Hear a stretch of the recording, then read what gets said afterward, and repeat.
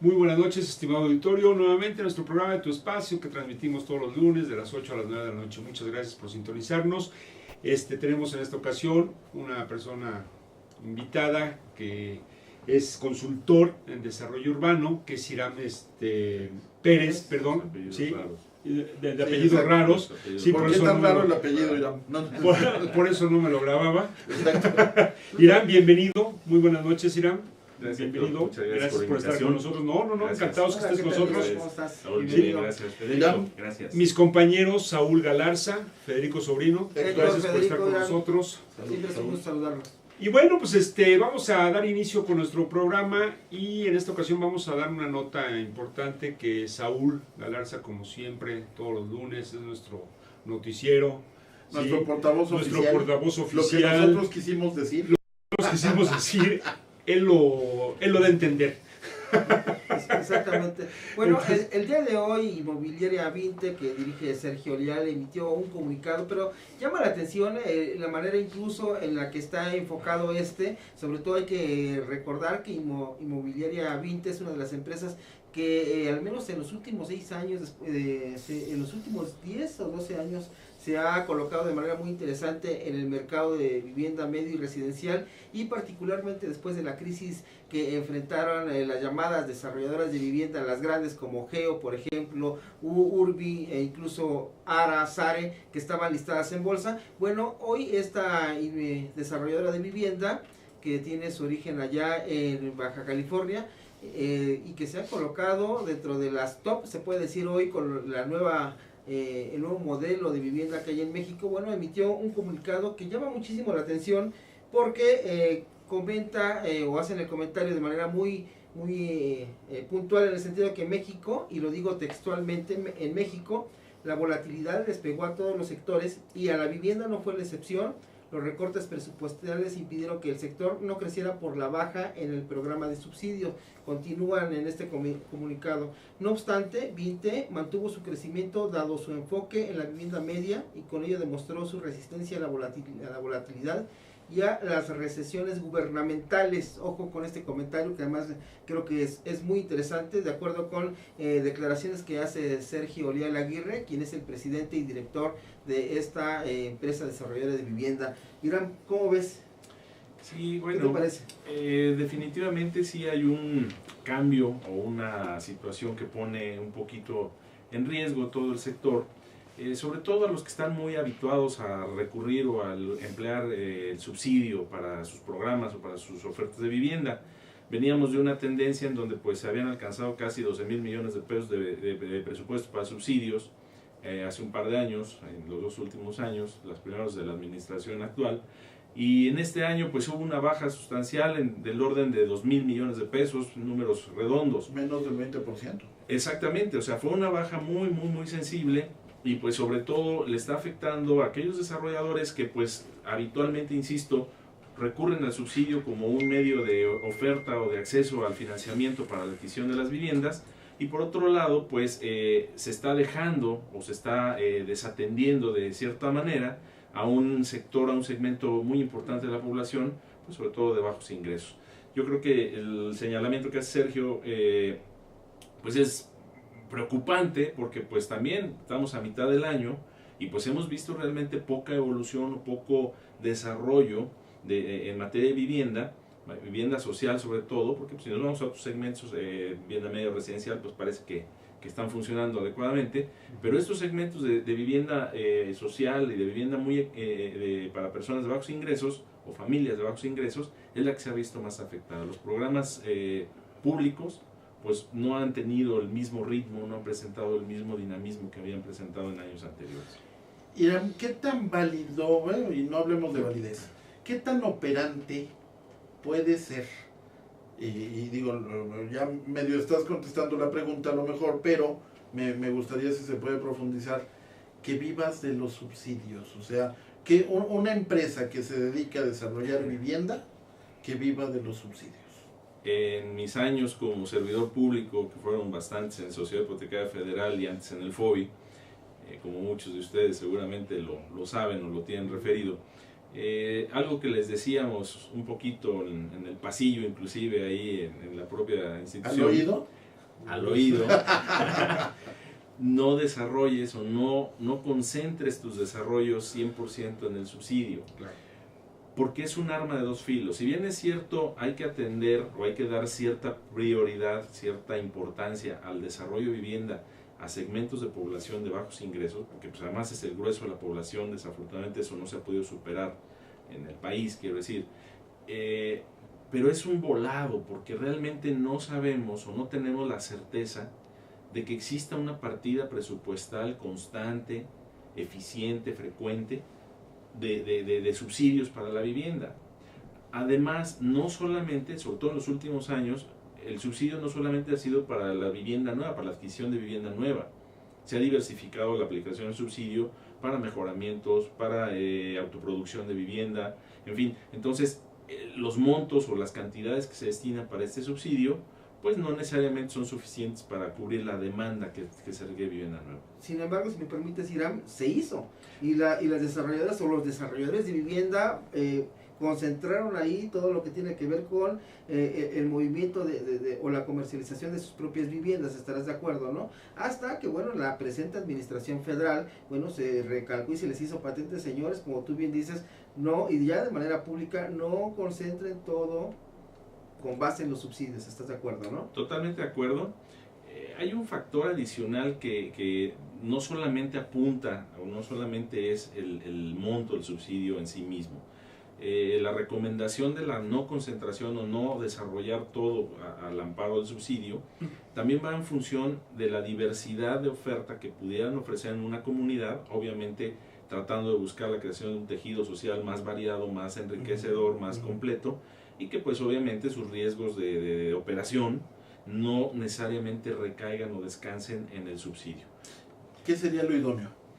Lo idóneo, o bueno, lo deseable, operable. Lo deseable, lo operable. Exactamente. Y me baso un tanto en criterios de desarrollo urbano incluso calificado bajo las normas o bajo la técnica LEED, ¿no? Esto lo que implica es ofrecer muy deseable, tres tipos de vivienda, tres soluciones de vivienda en una sola comunidad, que le den acceso a tres estratos sociales y que permitan diversificar, por un lado, la propia oferta como tal, los riesgos financieros que esto implica, porque pues obviamente tendrías una posibilidad de penetración en el mercado mucho más amplia, mucho más variada, y por supuesto no depender 100% del subsidio. Ahora, los montos de subsidio, ¿a cuánto ascienden? Aproximadamente. Han estado variando. Exactamente, pero digamos que estamos hablando del orden entre 60 y 70 mil pesos, dependiendo la solución de vivienda y dependiendo el prototipo o el producto al que se va a destinar. Obviamente para un mejoramiento pues no se van a destinar los 60 o 70 mil pesos, esto es más para vivienda. Y dependiendo también del valor de la vivienda, ¿no? O del ingreso del derecho habiente. El ingreso del derecho habiente o del acreditado final, el año pasado, incluso el propio Infonavit, al amparo de las, ¿cómo se llaman? Las reglas de operación de la CONAVI, dieron acceso al subsidio a personas que perciben o percibían en aquel entonces hasta 5 salarios mínimos. Entonces se amplió el espectro justamente para poder tener una penetración mejor o más amplia, pero al mismo tiempo, pues bueno, los recursos no son suficientes, siguen siendo insuficientes para atender el rezago y la demanda que todavía prevalece. Ahora, estos subsidios únicamente se otorgan en ciertas zonas. No, por ejemplo, estamos en la Ciudad de México no hay subsidio. Si nos apegamos a la letra, a lo que está establecido en las reglas de operación, debiera haber subsidio. ¿Pero por qué no lo hay en el caso de la Ciudad de México? Porque el valor de las viviendas no es o no cabe dentro de los rangos que están establecidos o previstos para el otorgamiento del subsidio. El valor de la tierra, Sí, obviamente en el caso de las grandes ciudades, Monterrey, Guadalajara, sí. Puebla que ha crecido de una manera importantísima y Tijuana, las fronteras en general, pues son regiones en donde es difícil que llegue el subsidio, puesto que el costo final de las viviendas pues se sale del parámetro, se sale del rango que está previsto para los subsidios. Que de hecho ese es un planteamiento bien interesante, Héctor, porque el subsidio pudiera ser más eficiente inclusive en etapas previas a la venta, a la comercialización de las viviendas, justamente aplicándolo en temas de desarrollo de tierra, de infraestructura de tierra, de equipamientos de tierra, en donde el subsidio no le llega tal vez directamente a la bolsa, al acreditado final, pero sí le llega en el beneficio del equipamiento y del desarrollo que va a tener alrededor o en torno a su vivienda.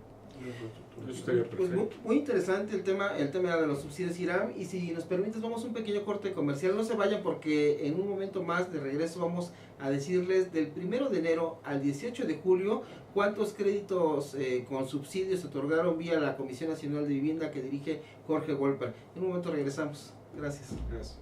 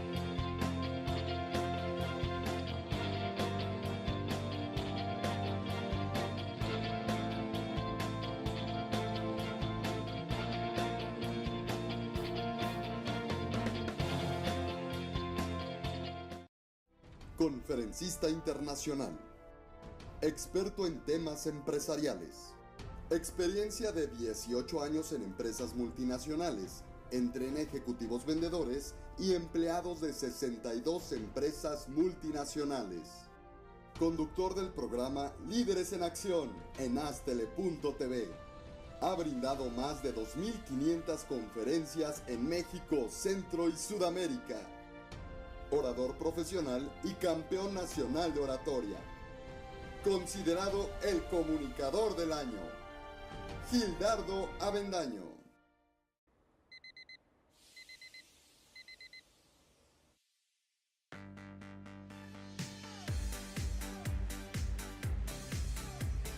Cuando la vida te pone a sudar, hidrata la vida.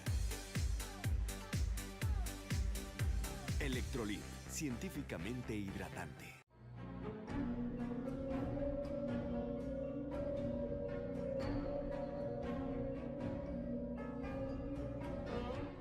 Rosso Fragola.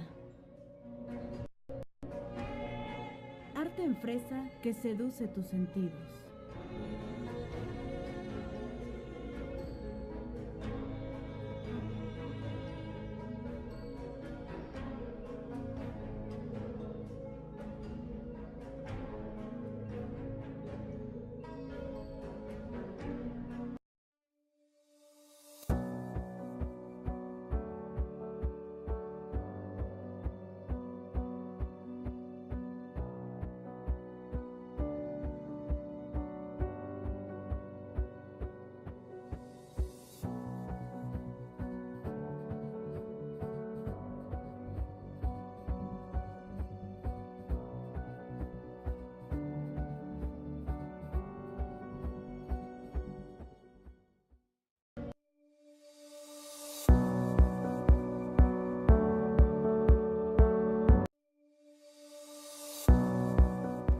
Saúl. Bueno, regresamos nuevamente, estimado auditorio. Y bueno, pues ahora sí con la nota Saúl, que nos comentabas.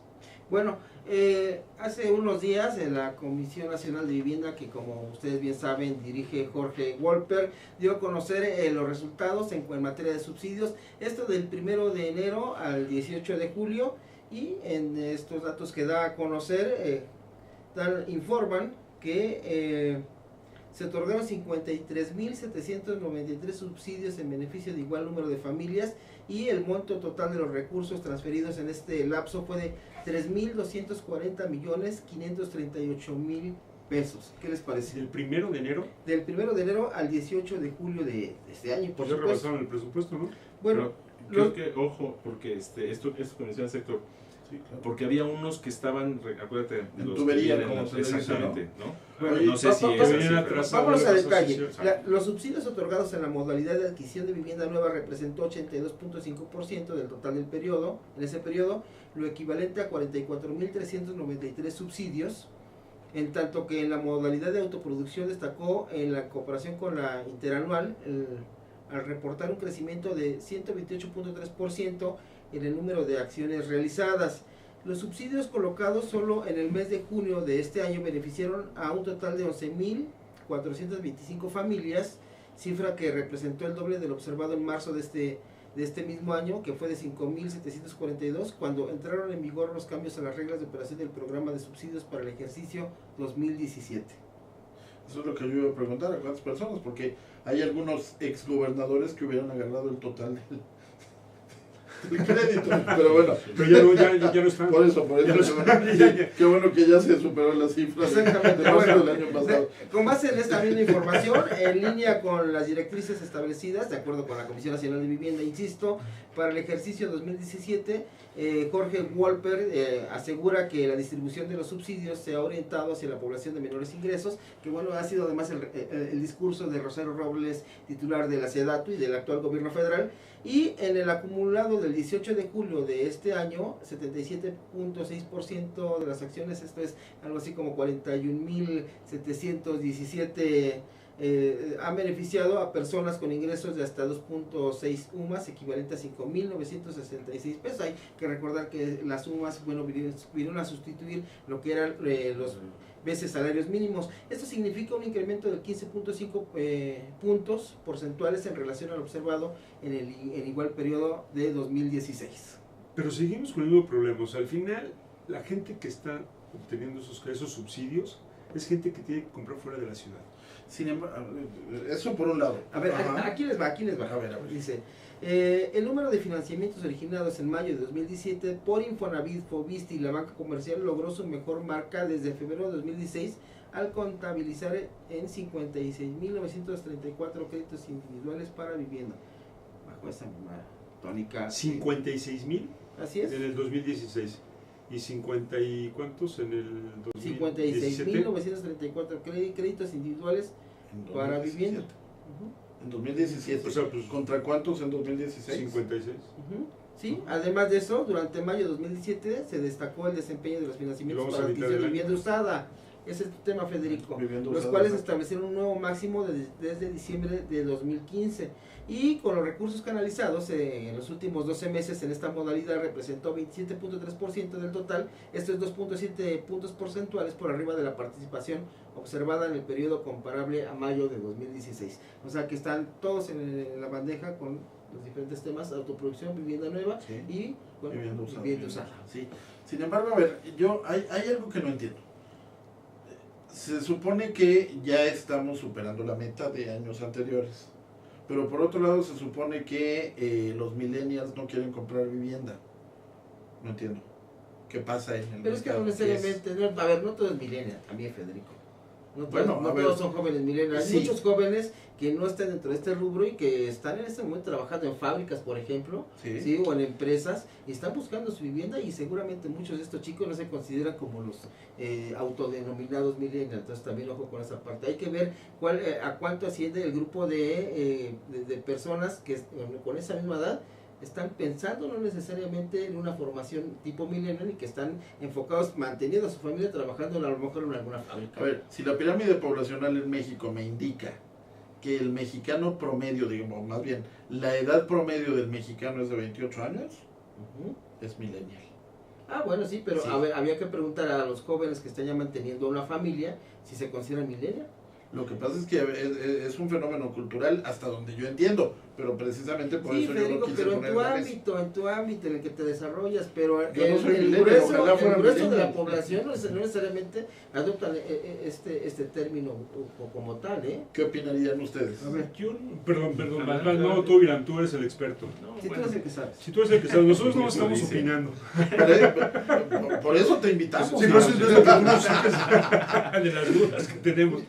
ciertamente, parte de lo que menciona Federico, sí hay mucho, o hay un cambio, ha habido un cambio importante en las preferencias de los acreditados o derechohabientes en los últimos años. Las tendencias apuntan más a no comprar una vivienda o no engancharse con 25 o 20 años una hipoteca, porque además hay mucha movilidad de los chavos, están muy Trabajo, poco sí. tiempo en el trabajo, ¿no? O sea, como que siempre andan buscando cosas nuevas, incluso en otras ciudades, cosas de este tipo. Entonces, ese esquema que tradicionalmente habíamos visto en los años, no sé, finales de los 90, incluso inicios de los 2000, en donde las familias recurrían al crédito o a los facilidades que les daba el Infonavit o el Fobista, A los depende, ¿no? financiamientos largos. A los largos, Exacto. exactamente. Todo esto pues ha ido cambiando, ¿no? Ahorita incluso la mezcla de adquisición de vivienda usada con respecto a la vivienda nueva, pues ya anda rascando el 40 y tantos %, ¿no? Ya se está empatando mitad y mitad. Y si vemos también, los que ya tienen una vivienda o que viven no necesariamente en comunidades urbanas, sino en comunidades semiurbanas o rurales, pues están recurriendo a los mejoramientos o a la autoproducción. Esto pues ha cambiado tanto las preferencias del mercado y pues obviamente el uso o la recurrencia del subsidio, ¿no? Hace un momento también, Héctor, que preguntabas, efectivamente, los subsidios hoy están destinados preferentemente para los perímetros de contención urbana U1, U2 y en el mejor de los casos U3. Acuérdense que hubo una excepción, y lo pongo así entrecomillado, porque en el 2015, porque ciertos polígonos o ciertos desarrollos que no necesariamente caían dentro de estos perímetros de contención urbana, si ya tenían ciertas características, se les podía calificar o evaluar como U3 o U2 en el mejor de los casos, ¿no? Aunque no necesariamente de inicio hubieran formado parte de estos ¿Cuál es la perímetros. diferencia? Me gustaría decir. ¿De los subsidios? Del U1, U2 y U3. ¿Cuál Los U1 se refieren a perímetros de contención urbana en donde hay empleo, transporte, equipamiento, servicios. Una zona consolidada de una ciudad se le consideraría perímetro de contención urbana U1. U2 es en donde ya empieza a carecer de algunos de esos elementos, pero sigue estando a una distancia razonable de los centros de empleo, teniendo cierta conectividad, cierta movilidad. Los U3 pues ya están más alejados y requieren de una inversión o de un equipamiento adicional, y cuando digo inversión pues puede ser privado, puede ser pública, ¿no? Desarrollar empleos, cosas de este tipo, para poderse considerar como una zona de consolidación urbana. Bueno, y aquí hay que destacar que, bueno, también en los últimos días se informó que la instancia que coordinará el programa denominado Desarrollo Certificados a partir del cuarto trimestre de 2017, bueno, ahora va a ser la Comisión Nacional de Vivienda. Y, bueno, esto viene a colación porque precisamente es la Sociedad Hipotecaria Federal quien presentará la propuesta a la Comisión Intersecretarial de Vivienda, y una vez avalado se conformará una mesa de transición integrada por constructores de vivienda, y donde la Sociedad Hipotecaria Federal, CONAVI e Infonavit, entre otras actividades, buscará actualizar las reglas de operación de estos DC, antes llamados Desarrollos Urbanos Integrales Sustentables, DUIS. Así eran los ¿No? DUIs. Los famosos. DUIs. Así es. Oye, una pregunta. Van a ceder, digamos que ya no va a ser la Sociedad Hipotecaria Federal la encargada de ver este tema, ahora va a ¿Qué? recaer en la Comisión Nacional de Vivienda. Que yo Pero creo, Pues, yo creo que es un movimiento natural. De hecho, en mi muy personal opinión, creo que esto debiera descansar 100% en la Comisión Intersecretarial de Vivienda. O sea, debiera ser, porque es el eje transversal justamente de las instituciones y las instancias públicas que puede coordinar los esfuerzos conjuntos en beneficio de un desarrollo urbano. Esa es la razón de ser o la razón de existir de la Comisión Intersecretarial. Y siempre desde que empezamos a promover los DUIs en Sociedad Hipotecaria Federal, pues esa era la intención, sacarlos de Sociedad Hipotecaria Federal para que crecieran en una instancia pues con mucho más punch, con mucho más empuje, que le diera la conformación urbana y la denotación urbana que siempre se ha buscado. A ver, Iram, si esto que tú nos estás diciendo y que hoy se está, digamos que está más cerca de materializarse, viene como propuesta desde anteriores administraciones federales, por decirlo así, ¿qué sucedió? ¿Por qué se tardaron tanto? No te sabría decir porque... Esto dentro del análisis, por supuesto. Sí, por supuesto. No te sabría decir cuál fue la razón.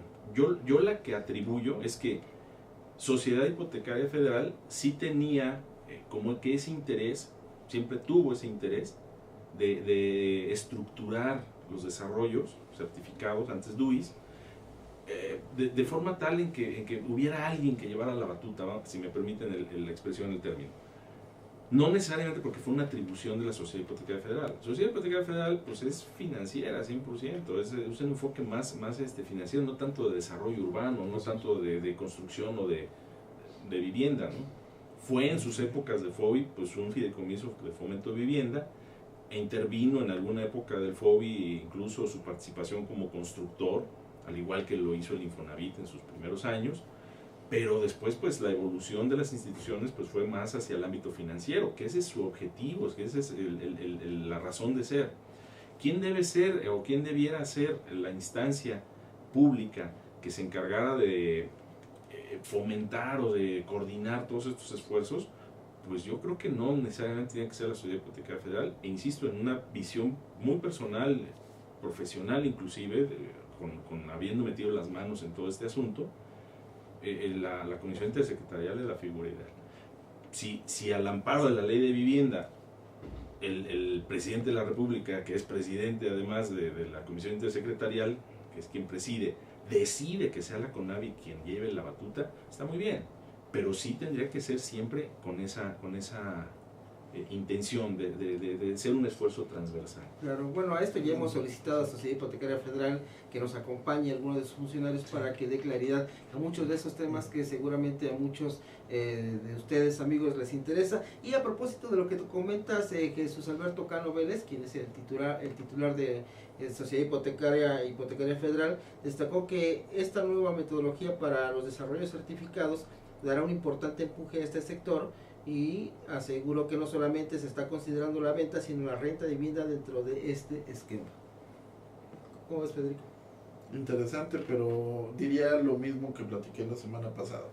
Hoy el tema del arrendamiento se ha vuelto un tema político, un tema incluso electorero, desde mi punto de vista, pero nadie le da una solución. Todos seguimos hablando del mismo, sí, pero nada más hablamos y no hacemos más allá. Entonces, yo vuelvo a decir lo que dije también la semana pasada: políticos, no utilicen el tema, pongámonos a hacer algo si realmente existe el interés de poner en práctica el arrendamiento de vivienda, porque existen muchas soluciones, pero con los funcionarios públicos que he hablado, no quieren ponerlos en práctica. Entonces, o lo hacemos, ahora sí que, como decía el paisano aquel, o hacemos o no hacemos. Federico, pues está trabajando, está coadyuvando. Está coadyuvando para que todo salga bien.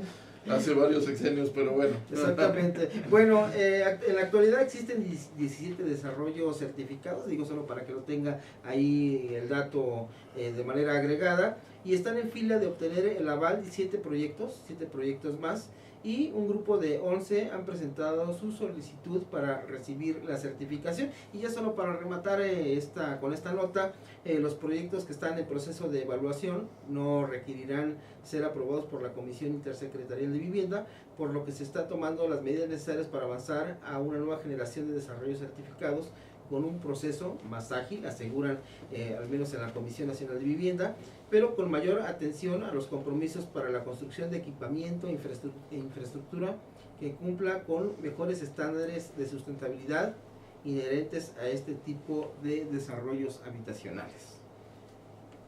¿Cómo ves, Héctor? Pues muy limitado, ¿no? Digo, porque al final, ¿cuántos desarrollos se están llevando a cabo? Operativamente hablando. Operativamente hablando, ¿cuántos desarrollos hacen? Para limitártelos a 17, a 7 y 11 que están en proceso de... Sí, los mismos de hace algún rato, ¿no? Con una población que necesita vivienda que supera por mucho la cantidad de la que habla. Sí, porque al final de cuentas, a ver, más allá de los 17, la realidad es de que se sigue construyendo en todo el país, ¿no? ¿Cuántos, a no? ver, mi pregunta aquí es ¿dónde? ¿Y cómo? ¿Y dónde están ¿No? esos 17?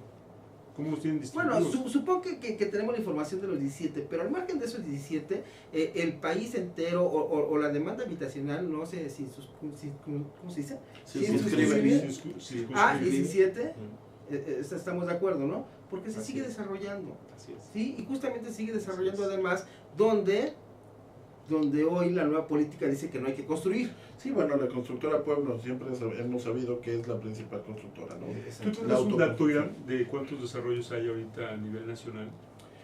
Mm, Aproximadamente, sí. Digo, más o menos del orden de los 15 o 17. Ah, bueno, desarrollos conjuntos habitacionales. Sí, conjuntos. No, fíjate que no, ese dato no lo he retomado, pero vaya, haciendo un poco memoria de las últimas... A lo mejor considerando No un sé. ejemplo de los años pasados, ¿cuántos se construían al año?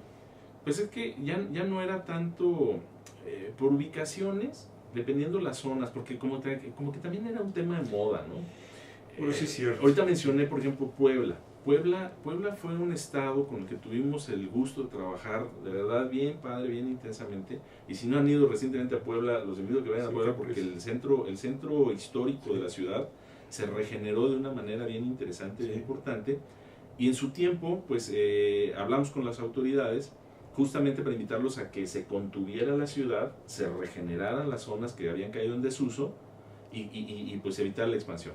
Pero desafortunadamente autorizaron el famoso periférico y pues se ha seguido esparramando la ciudad, ¿no? Entonces como que hay zonas que se ponen de moda y pues ahora incluso con la reciente entrada de Audi, Tlaxcala era una posibilidad de desarrollo bien importante desde el punto de vista urbanístico y de vivienda, y pues se lo quedó Puebla. Entonces, no me atrevería yo a decir ahorita una cifra, me gustaría mejor revisarla y compartirla con ustedes un Ok, poco más. perfecto, ¿no? Adelante. Pues Irán, muchísimas gracias y ojalá, como tú bien dices, haya la oportunidad más adelante Sí, de por poder supuesto, me encantaría. conversar No, contigo. pues sí, no, nosotros sí nos interesaría que nos des un dato también más preciso de eso, Con gusto, ¿no? lo Así es. preparamos y lo comparto con ustedes con mucho gusto. Irán, pues Sí. muchas gracias. Y mientras yo Gracias. practico en el Sí, corte ya, sobre y cómo la se lectura, dice la lectura, si suscribe, Parece que tienes corte y confección. corte y confección. Voy a practicar, se los prometo, la palabra la voy a escribir varias veces Sí. hasta que lo pronuncie correctamente. Para que En lo- tanto, vamos al corte, vamos a regresar y con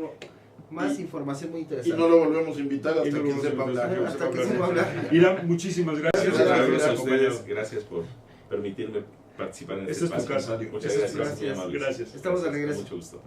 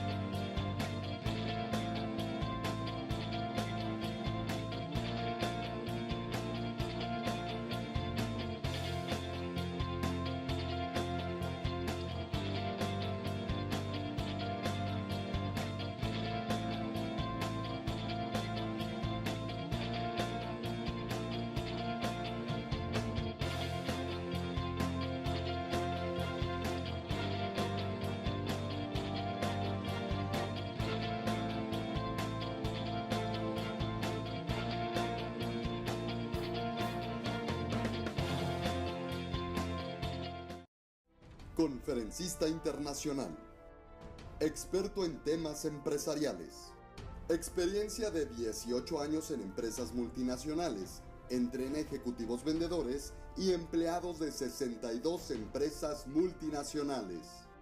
Conductor del programa Líderes en Acción en Astele.tv. Ha brindado más de 2.500 conferencias en México, Centro y Sudamérica. Orador profesional y campeón nacional de oratoria. Considerado el comunicador del año. Gildardo Avendaño.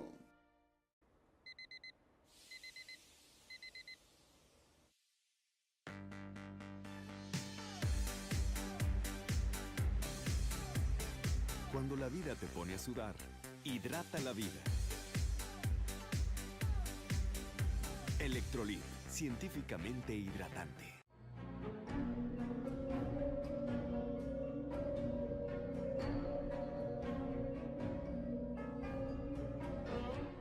Rosso Fragola.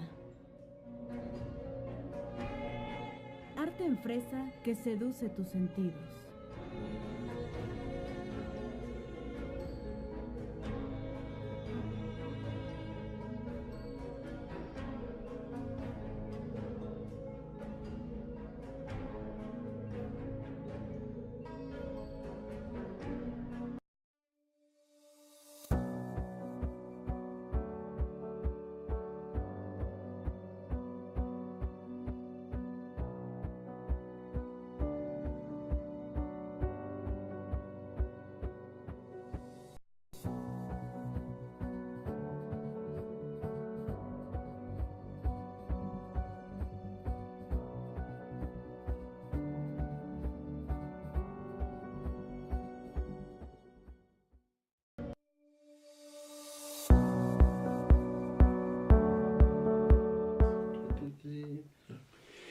Bueno, estamos de regreso en nuestro último corte y bueno, tenemos una invitada especial desde la ciudad de Monterrey, que es Gabriela Schiller, analista en jefe de Banco de Base de Monterrey. Gabriela, muy buenas noches. Buenas noches. Muchas gracias, Gabriela. Y bueno, hay un tema muy interesante en este momento que tiene que ver precisamente con el destino de las tasas de interés y su repercusión en el sector inmobiliario. Además, tú eres experta en el tema. Muchísimas gracias por la llamada. Gracias a ustedes por invitarme. ¿Qué nos platicas, Gabriela, acerca de este tema tan interesante que, bueno, hasta hoy hemos mantenido unas tasas muy accesibles, muy atractivas en el sector hipotecario? Pero bueno, pues también se oye por ahí que será a lo mejor el último año en el que vamos a tener estas grandes tasas, bueno, estas tasas muy bajas y que el próximo año empezarán a subir. Bueno, es que en realidad las tasas de interés de créditos hipotecarios o de cualquier crédito dependen de la tasa de referencia del Banco de México. La tasa de referencia del Banco de México, en última instancia, depende del nivel de la inflación.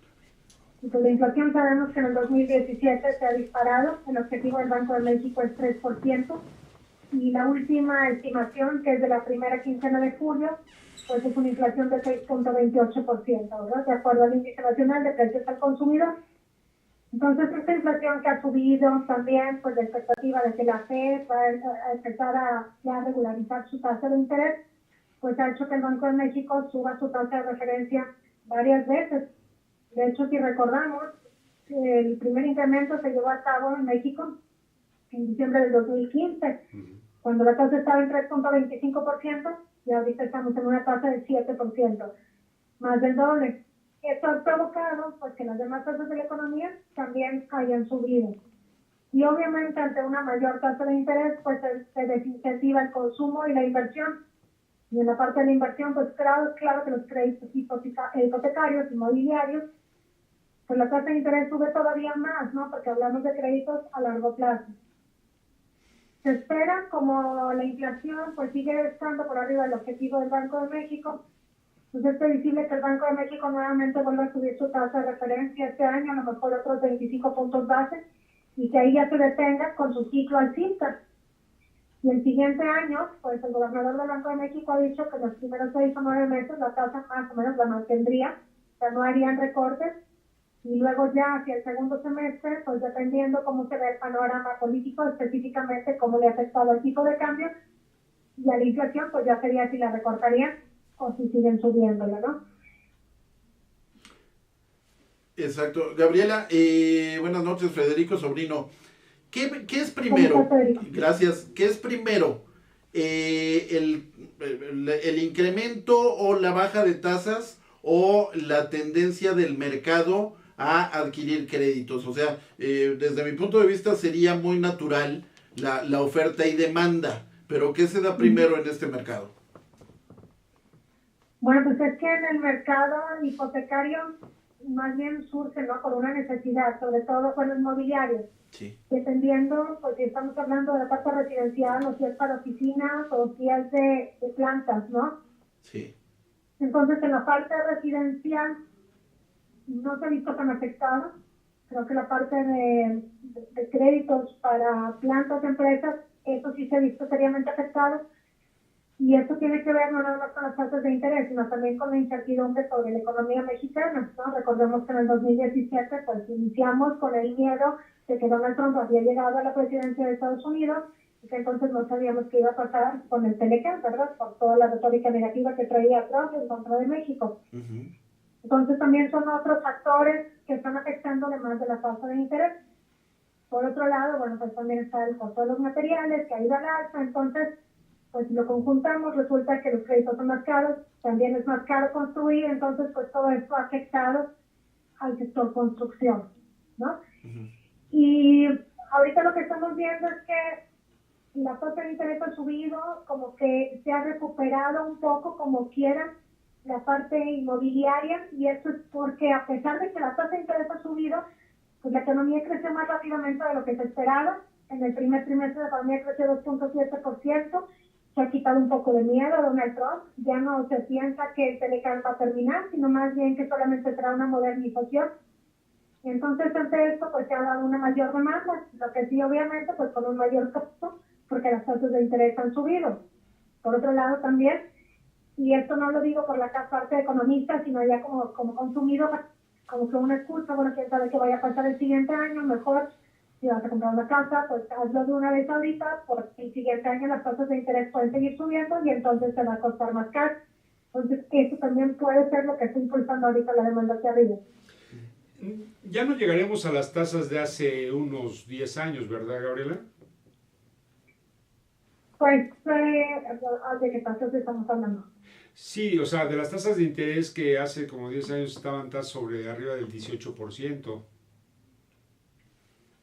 Pues mira, no podemos decir que no es posible, ¿no? Porque también hace un año, por ejemplo, cuando hablábamos de que si Donald Trump ganaba, la tasa podría alcanzar el 7%, pues parecía una locura, ¿no? Sobre todo contemplando que la tasa estaba al 3.5%. Y ahorita vemos que ganó Donald Trump, y como quiera, digo, no cumplió sus amenazas afortunadamente sobre México, pero la tasa se fue al doble. Y recordemos que el siguiente año hay elecciones en México, y dependiendo de lo que vayan diciendo los candidatos, y algún candidato se sale mucho así de las propuestas económicas y que dice que vaya a terminar con la reforma energética y demás, esto puede hacer que salgan capitales de México, que suba nuevamente el tipo de cambio, suba la inflación y entonces el Banco de México vuelve a subir la tasa de referencia. Claro que esto es un escenario con muy poca probabilidad de darse, pero sí existe. Gabriela, habla Saúl Galarza. Si consideramos que hoy encontramos a compradores de vivienda más informados, ¿hasta qué punto puede afectar un tema de tasas de interés la adquisición de vivienda, o puede caer en el hecho de que no se adquiera la vivienda como se tiene proyectado de acuerdo con los planes a nivel de gobierno y de las propias empresas desarrolladoras?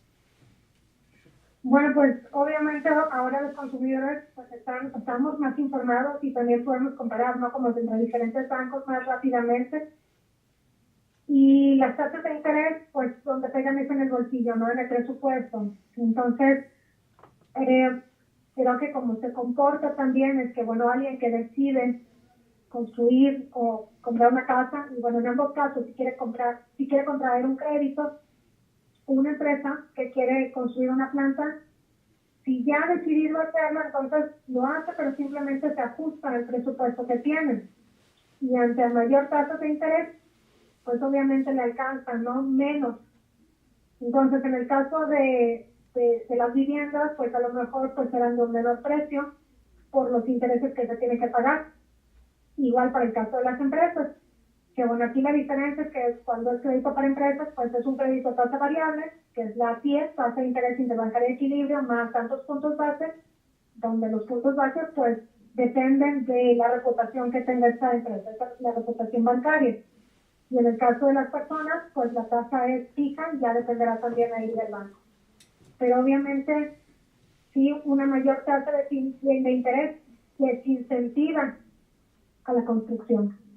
Exacto. Gabriela, hace un momento comentabas que uno de los sectores más perjudicados ha sido el industrial.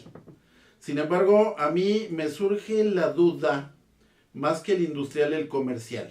Hemos visto en los últimos meses el gran crecimiento o desarrollo de edificios muy altos, tanto en la Ciudad de México como en tu tierra, por ejemplo. ¿Esto de qué manera viene a jugar dentro del ámbito inmobiliario, del ámbito de los intereses propiamente? Ya no hipotecarios, digamos, para una casa, pero sí en el ámbito comercial. En el ámbito comercial te refieres a locales y demás, ¿verdad? Locales, oficinas, Centros estos comerciales. grandes edificios, centros comerciales, estos grandes edificios que de repente de la nada al día siguiente ya tienen 50 pisos sobre Reforma o sobre Garza García, diría yo. Allá en Nuevo León. Bueno, tu pues tierra. sí, como que ha habido un cambio de paradigma, y tienes toda la razón. Yo creo que en los últimos 10 años hemos visto cómo cambia, ¿no? Las ciudades, donde ya hay más centros comerciales, donde ya no hay como pequeñas placitas, sino más bien son estas plazas grandes.